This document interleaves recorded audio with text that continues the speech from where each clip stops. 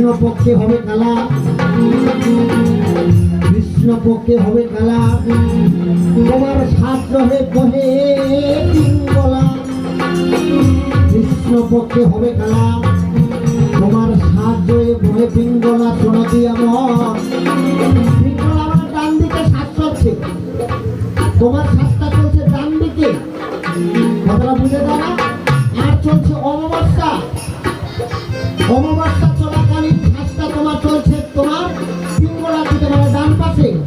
সাহায্য হয়ে যদি তোমার কোনো বহে পিঙ্গলা, যদি অমাবস্যা হয় আর অমাবস্যা তিথিতে তোমার জন্ম হলে কালা সন্তান হয়। শুক্লপক্ষে হবে ধলা, তোমার শুক্লপক্ষে, তোমার শুক্লপক্ষে হবে ধলা। সত্য ধাতুর মিলনে মনে করো তুমি খুব রাগ করে আছো, খুব রাগ, বলে বলে না, বলে বলে না, তুমি কাম ভাবে লিপ্ত হয়ে তুমি তাকে করেছো সৃজন। তোমার খুব রাগ, তোমার মনটা একটা আলাদা জায়গায়, তোমার স্বামীর মনটা আলাদা জায়গায়, ওর মনটা আলাদা জায়গায়। আচ্ছা হাড়িতে গোড় হাড়িতে রাখিতে পারো না প্রমজল, আচ্ছা হাড়িতে গো হাড়িতে রাখিতে পারো না প্রমজল। আচ্ছা হাড়ি জ্বলে দিলে সঙ্গে সঙ্গে তোমার যাবে বলে, সঙ্গে সঙ্গে যাবে বলে তোমার রাখবে শুধু গন্ডগোল। আপনি ছেলে নিতে চান না, কিন্তু মেয়ে হয়ে গেল, আপনি মেয়ে নিতে চান না, আপনার ছেলে হয়ে গেল। এগুলোর কারণটা হলো তোমরা জানেন না কখন ছেলে হয় কখন মেয়ে হয়, কখন ছেলে হয় কখন মেয়ে হয়। তাহলে বুঝতে হবে আপনার দশ সংস্কার বিধির উপরে গর্ভধান, গর্ভধান শব্দের অর্থ হলো আপনার কোন সন্তান নেবেন, ছেলে নেবেন না মেয়ে নেবেন, মেয়ে নেবেন না ছেলে নেবেন, এক এক করে শুনতে থাকুন। তাহলে লাল সাদা কালো কেন হচ্ছে?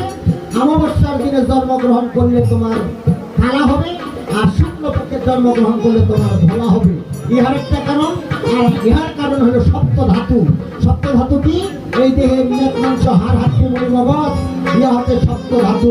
এই সপ্ত ধাতুর মিলনটার কারণে তোমার এই লাল সাদা কালা ধলা রাগ রাগানিত্ব কেন হচ্ছে?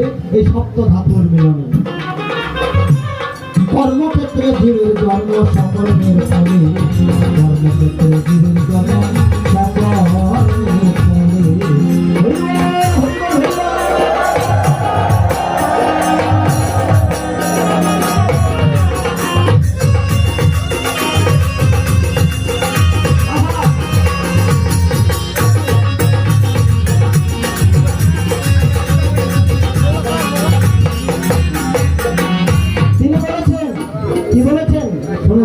গুরুদেব বলে তোমার ভাই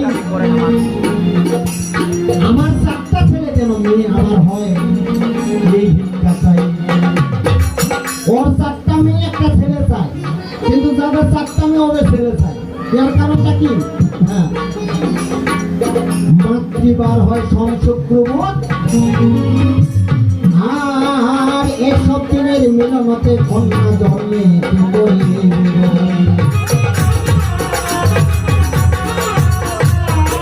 আপনারা মেয়ে নেবেন, মেয়ে নেবেন। তাহলে আপনাদেরকে কিছু কিছু নমুনা দিয়ে যাচ্ছি। নমুনা আরো ভিতরে ঢুকতে গেলে আপনাকে পার্সোনাল ভাবে আলোচনা করতে হবে। কিছুটা নমুনা দিচ্ছি। আপনারা মেয়ে, মেয়েবার কি 7টা বারের মধ্যে হলো সোম, শুক্র, সোম, মঙ্গল, বুধ, বৃহস্পতিবার, শুক্রবার, শনিবার, রবিবার, সোমবার।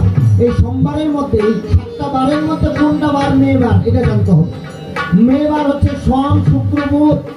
এইসব দিনে মেয়ে জন্মে যে করিবে রোগ, বুঝে যাচ্ছে কথা না? সোমবার, শুক্রবার, বুধবার এইসব দিনে মিলন করলে আপনার মেয়ে সন্তান হয়, এটা একটা কারণ। আরেকটা কারণ হলো আপনার ঋতু আসার পর, আপনাদের ঋতু আসবে, মনে করে ঋতু এসেছেন, আপনাদের দ্বারা হবে না কিছু। যাদের ফল আবাদ করবে আপনাদের হবে না, ওগুলো বা যাদের ফল নেবেন এখনো গাছে ফল ধরাবেন এরকম ব্যক্তির দরকার। যাদের এখনো বাচ্চা কাচ্চা নেবেন তাদেরকে ওই জন্য কীর্তন শুনতে হবে। যাদের এখনো ছেলে নেওয়ার বাসনা, মেয়ে নেওয়ার বাসনা, ওদের জন্য এগুলো গান, ওদের জন্য বাউল গান শুনতে হবে, তাহলে ভবিষ্যৎ মঙ্গল হবে। তাহলে মাতৃবার হয় সোম, শুক্র, বুধ। আরেকটা কারণে হয়, আপনার রোজা এসেছেন আজকে, আজকে কি বার? আজকে সোমবার, আজকে প্রথম, তাহলে সোম শুক্র আজকে তাহলে সোম মঙ্গল বুধ বৃহস্পতিবার এই 4টা দিন মিলন বন্ধ একবারে। আজকে মনে করেন রজস্বলা আসলো, তাহলে সোম মঙ্গল বুধ বৃহস্পতিবারে 4 দিন বন্ধ। এখন বৃহস্পতিবার 4 দিন যদি বন্ধ হয়, শুক্রবারে যদি পঞ্চম দিন বিজোড়া দিন হলো, বিজোড়া দিন মিলন করলে আপনার মেয়ে সন্তান হবে শুক্রবার। কিন্তু দেখা গেল আপনার শনিবার করলো আপনার বিজোড়া দিন হবে না। তার মানে কেন হবে না? এর কারণটাই হলো আপনার দেখতে হবে শ্বাস প্রশ্বাসটার দিকে, দেখতে হবে আপনাকে বিজোড়া দিনে আপনার মেয়ে সন্তান হবে। বুঝতে পারছেন তো কথাগুলো? 7টা দিন বাদ দিয়ে পঞ্চম দিনে মিলন করলে মেয়ে সন্তান, 6টা দিন মিলন করলে ছেলে সন্তান, আবার 7টা দিন মিলন করলে ছেলে সন্তান দেখলে হবে না, আপনাকে বার্তা দেখতে হবে। আপনাকে বার্তা দেখতে হবে। তাহলে মেয়েবার হচ্ছে সোমবার, শুক্রবার, বুধবার, এই 3টা দিন হচ্ছে মেয়েবার। মাতৃবার হয় সোম শুক্র বুধ। আর সব দিনে মিলনতে কন্যা জন্মে করি মিলন। আমি তত্ত্ব কথা দিলাম প্রভু, আমি তত্ত্ব কথা দিলাম প্রভু মহারণে বলে। কর্মক্ষেত্রে জীবের জন্ম সকর্মে বলে, কর্মক্ষেত্রে জীবের জন্ম সকর্মে